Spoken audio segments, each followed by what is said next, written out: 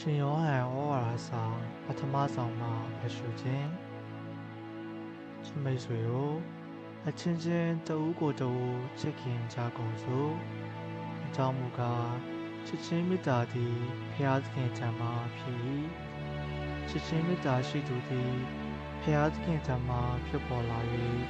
ဖျားသခင်ကိုတည်လေ၏ချစ်ချင်းမေတ္တာမရှိသောသူသည်ဖျားသခင်ကိုမတည်ချေအကြောင်းမူကားဖျားသခင်သည်ချစ်ချင်းမေတ္တာဖြစ်တော်မူ၏ငါတို့သည်တားတော်အဖြစ်အသက်ရှင်နိုင်ကြရန်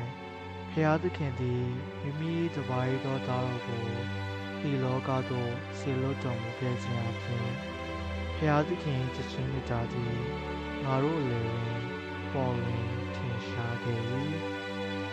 ဤအမှုရာတွင်ချစ်ချင်းမေတ္တာတည်ရှိ၏ကိုချစ်ချင်းမေတ္တာသည်ကငါတို့ကဖျားသခင်ကိုချစ်ခြင်းမဟုတ်ဘဲဖျားသခင်ကငါတို့ကိုချစ်တော်မူ၍မိမိသားတော်ကိုငါတို့၏အပြစ်များအတွက်အပြစ်ဖြေရာရတော်ဖြင့်ဆေလွတ်တော်မူခဲ့ခြင်းပင်ဖြစ်၏ဖျားသခင်နှုတ်ကပတ်တော်သည်